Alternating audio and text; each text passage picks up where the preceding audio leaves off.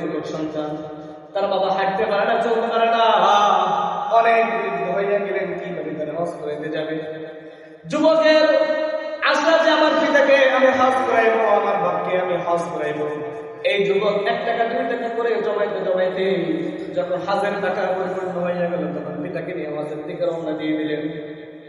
হজ যাত্রী কাফেলার সাথে যখন মক্কার দিকে যাচ্ছেন, হজের দিকে যাচ্ছেন, যাবার সময় তার পিতা বলল, ওরে বাবা, ওরে যুবক, ও আমার কলিজার টুকরা সন্তান,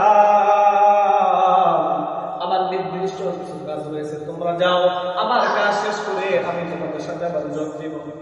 ছেলে সন্তান বলে, বাবা না, আপনি বৃদ্ধ মানুষ, আপনি একা একা চলতে পারেন না, আপনার আবার কি কাজ রয়েছে, আপনার কাজ করার দরকার নাই, আপনি আমাদের সাথে চলেন হজের দিকে। বাবা বলল, না, আমি এখন যাবো না, তোমরা যাও, তোমরা হজের দিকে যাও, আমার কাজ শেষ করে আমি তোমাদের সাথে আবার যোগ দিব। এই কথা বলার পরে যখন বৃদ্ধ বাবা নেমে গেলেন, নামার পরে সবাই যখন হজের মকসদে চলে গেলেন, হজে যাবার পরে যুবক পাগলের মতো হয়ে গেল, আমার বাবা কই, আমার বাবা কই, আমার বাবা তো এখন আসে নাই, 1 দিন না 2 দিন না 3-4 দিন পার হয়ে গেল, বাবার কোনো খবর নাই। আমার ভাইরা, আমার বন্ধুগণ, ওই যুবক পাগলের মতো যে রাস্তা দিয়ে হজের দিকে গিয়েছিল, ওই রাস্তা দিয়ে ওই যুবক আবার আমার ব্যাগে আসতে শুরু করলো। ব্যাগে আসার পরে এলাকার মধ্যে চিৎকার করে বলে, ভাই, এই রাস্তা দিয়ে একজন বৃদ্ধ মানুষ হজের যাবার সময় নেমে গিয়েছিল, তোমরা কি কেউ দেখছো ওই বৃদ্ধ মানুষটা কোথায়? এলাকার মানুষ বলে, আমরা তো তাহলে দেখি নাই, সে মানুষ কোথায় গেল, তার কোনো খোঁজ খবর নাই। যুবক পাগল হয়ে গেল, তার সন্তান পাগল হয়ে গেল, কান্নাকাটার করে বলে, আল্লাহ,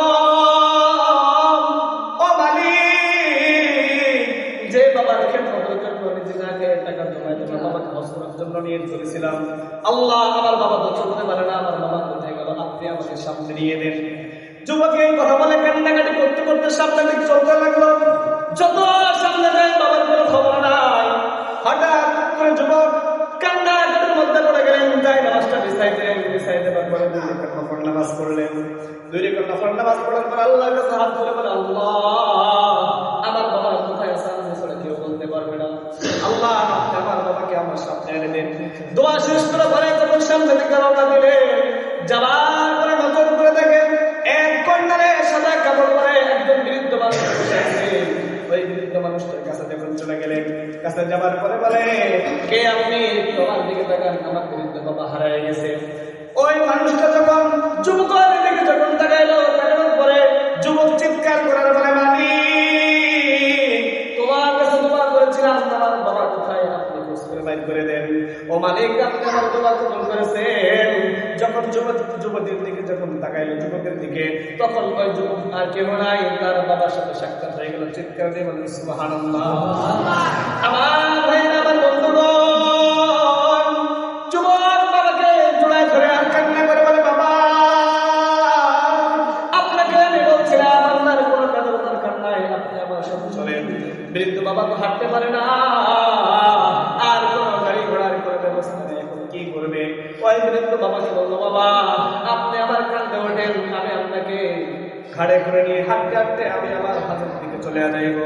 বৃদ্ধ বাবার যখন ঘাড়ের ভিতরে তুললেন, ঘাড়ে নেওয়ার পরে যুবক যখন হাঁটা শুরু করার পরে বৃদ্ধ বাবা বলেন, ওরে আমার সন্তান, তোমার কষ্ট হচ্ছে, তুমি আমার নামায় দাও, আমি একা হাঁটতে হাঁটতে আমি দেখতে পারবো, কোনো সমস্যা নাই। তখন যুবক সন্তান বলেন, আরে বাবা, আপনার ভার সহ্য করতে আমার কোনো সমস্যা নাই, আপনার ভার আমি যতই আমি আপনার খেদমত করি ততই আমার ভালো লাগে। আপনার খেদমত করতে পারলে আর আল্লাহ তাআলার ইবাদত করতে পারলে আমার মনের ভিতরে আমি একটা শান্তি পাই। আল্লাহু আকবার। আমার বন্ধুগণ, যুবকটা যখন ঘাড়ের ভিতরে নিয়ে যখন হাঁটতে শুরু করলেন, কিছু দূর যাওয়ার পরে বাবার চোখ দিয়ে পানি টপ টপ টপ টপ করে পড়তে লাগলো। আর বলতে যখন পানি পড়লো, যুবক ওই পানি দেখে যুবক বলছে, বাবা, আপনি কেন কান্না করতেছেন? আমি তো বলছি আমার কোনো কষ্ট হচ্ছে না। আপনি কেন কান্না করতেছেন? আমি তো বলছি আপনার ভার আমাকে কোনো কষ্ট দিচ্ছে না। যুবকের বাবা যখন বললো, বাবা, আমি কান্না করতেছি এই জন্য না, আমি কান্না করতেছি আমার একটা কথা মনে পড়ে গেল। বলে, বলে কি কথা আপনার মনে পড়ে গেল? তখন ওই যুবকের বাবা বলল, আজ থেকে 50 বছর আগে এই রাস্তা দিয়ে আমার বাবাকে আমি এরকম কান্দে করে নিয়ে গেছিলাম। আর আমার বাবা তখন বলছিল, তুই চিন্তা করিস না, তুই চিন্তা করিস না, তুই যেরকম আমাকে ভালোবাসছিস দেখবি একদিন তোর সন্তান এর থেকে দ্বিগুণ বেশি ভালোবাসবে। সুবহানাল্লাহ।